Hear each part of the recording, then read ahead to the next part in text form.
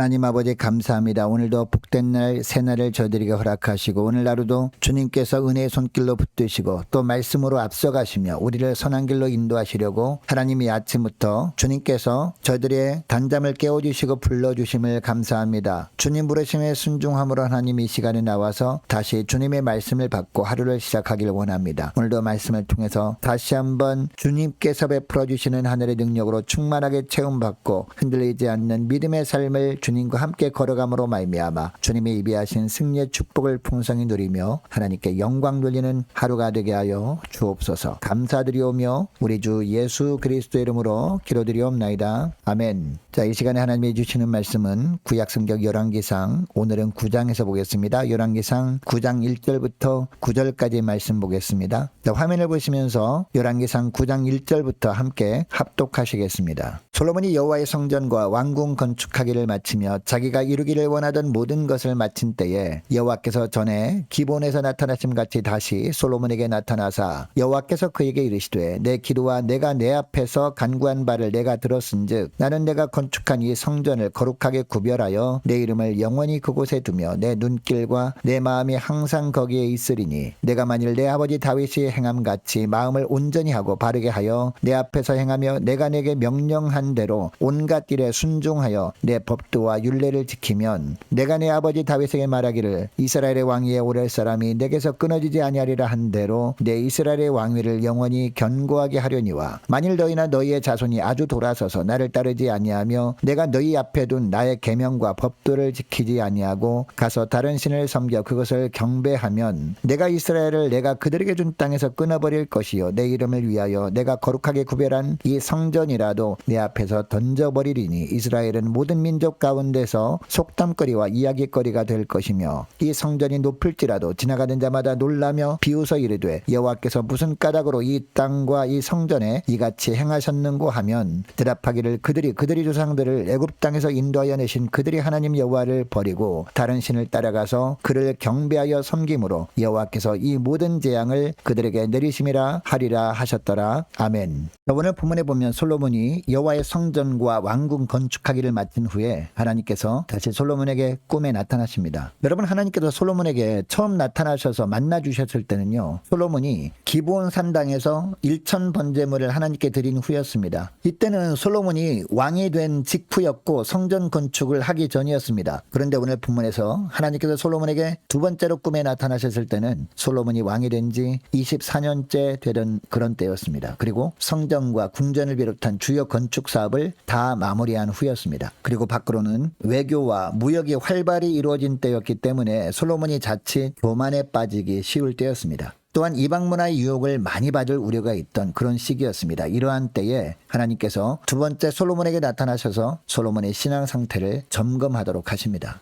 여러분, 사람은 환경에 민감한 존재입니다. 그리고 감정의 동물입니다. 그래서 주님을 향한 첫 마음을 지속적으로 품고 산다는 것은 말처럼 쉬운 일이 아닙니다. 여러분, 고린도 교회를 생각해 보시기 바랍니다. 바울 당시 고린도 교회의 교인들은요, 처음 바울이 고린도 교회를 세웠을 때만 해도 다 신앙의 열심을 내었었습니다. 하지만 세월이 가면서 이 믿음이 힘을 잃기 시작합니다. 당파가 생겼습니다. 은사 문제로 인해서 서로 분쟁하기 시작했습니다. 우상의 제물로도 분쟁이 생겼습니다. 심지어 교회 안에서 음행의 문제까지 생겼습니다. 뿐만 아니라 오래 믿은 성도 가운데 바울 사도의 사도권을 의심하는 사람까지 생겼습니다. 여러분, 이것이 고린도 교회만의 문제였을까요? 아닙니다. 오늘날 우리들의 문제일 수도 있습니다. 우리들도 다 처음에는요, 믿음으로 잘 살 수 있을 것 같아도 세월이 흐르면서 점점 나약한 모습을 보일 수 있다는 것을 우리는 잊으면 안 됩니다. 그래서 우리에게 필요한 것이 바로 뭡니까? 바로 정기적인 신앙 점검입니다.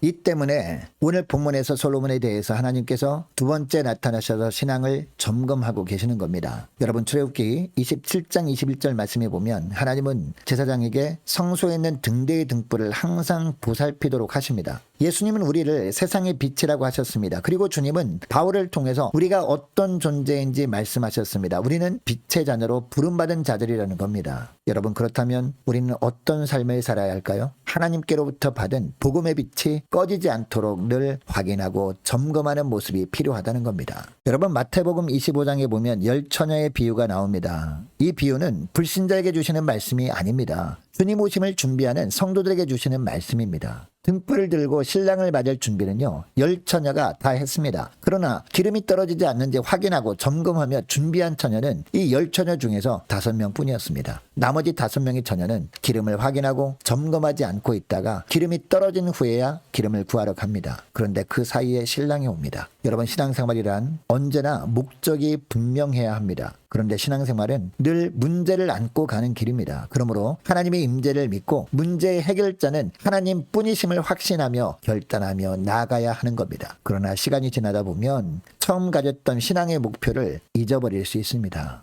하나님의 임재를 느끼지 못할 수도 있습니다. 주님을 향했던 시선이 세상으로 돌아갈 수도 있습니다. 이렇게 되지 않도록 하려면 어떻게 해야 될까요? 끊임없이 우리 신앙을 확인하고 점검할 필요가 있다는 겁니다. 그래서 늘 목표를 분명하게 할 필요가 있다는 겁니다. 그때 주님을 향한 첫사랑이 회복되어짐으로 말미암아 늘 주님의 인도 따라 살게 되는 겁니다. 여러분, 솔로몬을 찾아오셔서 솔로몬의 신앙을 점검하신 하나님이십니다. 우리에게는 날마다 기록된 말씀으로 주님께서 우리를 찾아오셔서 우리의 신앙을 점검하십니다. 말씀을 통해 늘 신앙을 점검받고 주님을 향해 처음 품었던 마음을 회복하고 다시 시선을 주님께 고정하고 믿음으로 나아가시는 저와 여러분 되시기를 축복합니다. 자, 계속해서 3절부터 5절까지 말씀을 보니까 순종할 때 주어지는 축복에 대한 내용이 나옵니다. 3절에 보세요. 내 기도와 내 앞에서 간구한 바를 내가 들었은즉 이라고 합니다. 솔로몬이 언제 기도한 것을 들었다는 겁니까? 성전 건축을 마친 후 성전을 봉헌하면서 드린 기도입니다. 여러분, 솔로몬은 성전을 봉헌하면서 성전을 거룩하게 구별해달라고 기도하였습니다. 하나님의 이름이 영원히 성전에 있게 해달라고 기도했습니다. 주님의 마음이 항상 성전에 있도록 기도했습니다. 이 기도를 하나님이 들으셨다는 겁니다. 그리고 이 기도가 하나님의 마음에 들었습니다. 그래서 이 기도대로 하나님이 응답하시겠다는 것이 바로 3절의 내용입니다. 그리고 4절과 5절에서 하나님께서는 솔로몬과 언약을 다시 체결하십니다. 솔로몬이 주님의 말씀에 순종하면 다윗에게 약속한 축복을 계속 누리게 하겠다는 겁니다. 여러분, 그러면 순종할 말씀이 무엇이었습니까? 4절에 보면 두 가지예요. 마음을 온전히 하고 바르게 하여 하나님 앞에서 행하는 겁니다. 그리고 하나님의 말씀하신 대로 순종하는 겁니다. 간단하게 말씀드리면 진실한 마음으로 모든 일을 할 때 내 방법 내려놓고 하나님께서 말씀하시는 대로 하는 겁니다. 이런 삶을 살면 하나님이 보시고 하나님의 함께 하심으로 말미암아 언약의 축복이 끊어지지 않게 하겠다는 겁니다. 여러분, 이것을 통해서 알 수 있는 사실이 있습니다. 신앙의 중심은 내 자신이 아니라 하나님이라는 사실입니다. 그래서 기도 응답 후에도 역시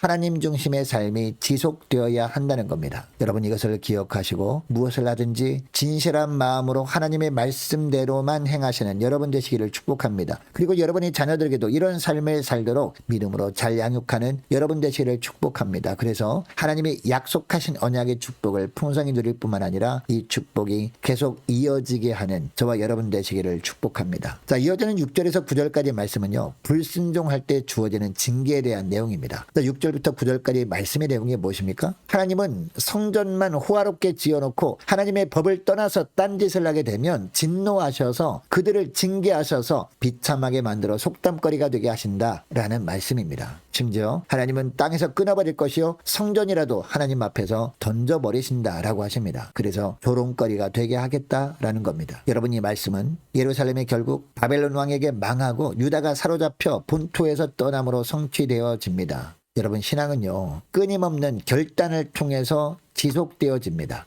여러분, 예수님께서 우리를 구원하셔서 의롭다고 해주시지 않았습니까? 그래서 우리는 하나님의 자녀가 된 겁니다. 그렇다고 해서 아직 우리는요, 영화롭게 되어지지는 못한 가운데 있습니다. 여러분, 우리가 예수 믿을 때 주님께서 우리를 의롭다 해주셨다는 것은 앞으로 어떤 삶을 살아야 한다는 것을 의미합니까? 하나님이 우리에게 원하시는 것은 우리가 영화롭게 되어지는 것이거든요. 그러므로 우리가 영화롭게 되기 위해서 날마다 결단하는 삶을 통해서 점점 거룩해져 가야 하는 겁니다. 즉 성화되어져 가야 하는 겁니다. 그래서 기도응답을 받은 후에도 말씀에 순종하며 살아야 되는 겁니다. 그러니까 솔로몬도 성전 건축이 마무리되었다고 다 끝났다고 안심할 것이 아니라 새롭게 결단하고 더 거룩한 삶을 위한 출발점으로 삼아야 했던 겁니다. 여러분, 신앙에는 성숙은 있을지언정 완성은 없습니다. 언제나 진행형입니다. 그래서 깨어 있어야 하는 겁니다. 섰다고 생각할 때 넘어질까 조심해야 하는 겁니다. 그리고 항상 현재의 삶에서 결단하는 삶이 지속되어져야 하는 겁니다. 아무리 내가 하나님의 일을 많이 했다 할지라도 그 일이 나를 구원해주는 조건이 되지 못하는 것이기 때문이죠. 여러분, 이것을 기억하시고 겸손히 주님 앞에 나갈 때마다 나의 무익함을 고백하며 주어진 사명을 변함없이 감당하며 날마다 깨어 기도하면서 온전히 영화롭게 되어지는 그날까지 거룩을 추구해 나가시는 저와 여러분 되시기를 주 이름으로 축복합니다. 자, 오늘 말씀을 기억하며 함께 기도하기를 원하는 것은요, 이렇게 기도했으면 좋겠습니다. 하나님, 날마다 말씀을 통해서 저들의 신앙을 점검하고 주님을 향한 첫 마음이 온전히 회복되도록 축복하옵소서 간절히 기도하기를 원합니다. 또 기도할 것은 하나님, 무엇을 하든지 진실한 마음으로 하나님 앞에서 말씀대로 행함으로 말미암아 언약의 축복을 풍성히 누리게 하옵소서 기도하기를 원하고, 하나님, 평안할 때 쉽게 넘어져 죄를 범할 수 있는 존재임을 잊지 않도록 늘 깨어서 기도함으로 거룩한 삶을 살아가게 하게 하옵소서 간절히 기도하기를 원합니다. 자, 오늘 있을 중경기 노회를 위해서 함께 기도하기를 원하고 오늘 목사 안수를 받는 이승재 강사님 위해서 함께 기도하기를 원합니다. 유초등부 중고등부 청년부를 위해서 남녀 전도회와 각 구역을 위해서 함께 기도하기를 원하고 또 많은 환우들이 있습니다. 위해서 기도해 주시기 바랍니다. 군 복무 중인 유호성 형제를 위해서 취업을 앞둔 청년들을 위해서 함께 기도하기를 원하고 선교사님들 가정들을 위해서 나라와 민족을 위해서 교회의 앞날을 위해서 저와 여러분이 가지고 나온 기도 제목을 놓고 자 우리 함께 기도하기를 원합니다. 기도하겠습니다.